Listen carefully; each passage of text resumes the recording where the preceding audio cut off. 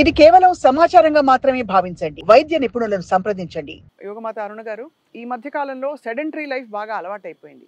అంటే కూర్చుని అందరికీ బ్యాక్ పెయిన్ ఇదివరకు బరువులు ఎత్తొచ్చేది. ఇప్పుడు కూర్చుని వస్తుంది.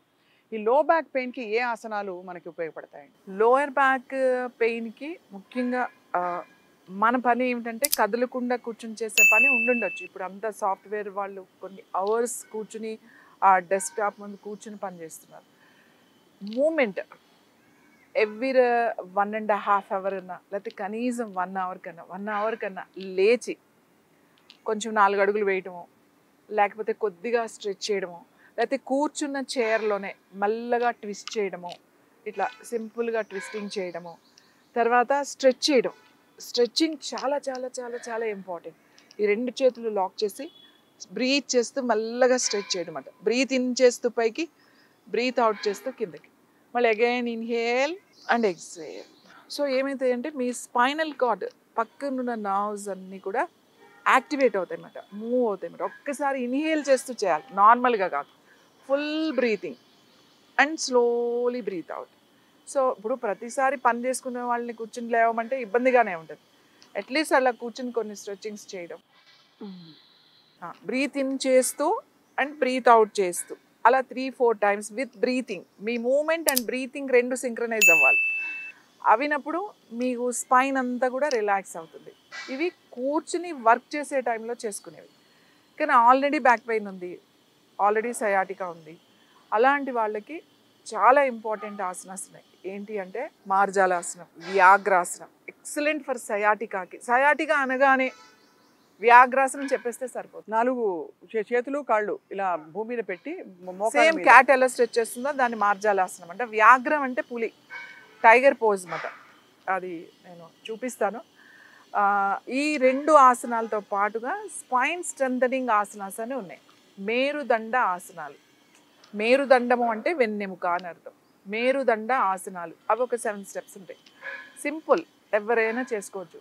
కింద పడుకోలేకపోతే ఏదైనా బెంచ్ మీద లేకపోతే బెడ్ మీద పిల్లో తీసేసి కూడా ఈ ఆసనాలు చేసుకోవచ్చు. ఈ ఆసనాలు ప్రతిరోజు కనుక చేస్తే, ఎక్కువసేపు కూర్చుని పనిచేసేవాళ్ళు, బ్యాక్ పెయిన్ ఉన్నవాళ్ళు రోజు చేస్తే మీకు అసలు పెయిన్ రిలీఫ్ అయిపోతుంది. మనం ఏం చేస్తామంటే చిన్న పెయిన్ ఉన్నప్పుడు పట్టించుకోం, వెళ్ళిపోతూ ఉంటాం. అది పెద్దగా అయిపోయి ఆ డిస్క్ బల్జ్ అవ్వడమో, డిస్క్ ప్రొలాప్స్ అవ్వడమో, లేకపోతే ఆ ఎముకల దగ్గర స్మూత్ అయిపోయి ఆ నర్వ్స్ వచ్చి అక్కడ ప్రెస్ అవుతూ పించ్ అవుతూ ఉంటాయి అన్నమాట. ఇలాంటి సివియర్ కండిషన్స్లో ఉన్నప్పుడు మాత్రం యోగా థెరపీ కంపల్సరీగా సజెస్ట్ చేస్తాం.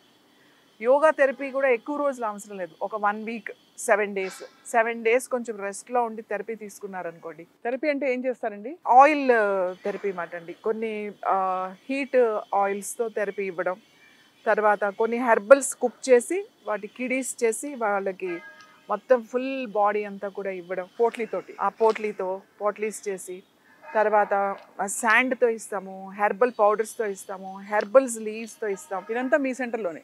ఇక్కడ ఆల్రెడీ థెరపీ ఉన్నది. సో ఇక్కడ చూడండి, ఇవన్నీ హెర్బల్సే. ఇవన్నీ ట్రీట్మెంట్లోకి ఉపయోగిస్తాం.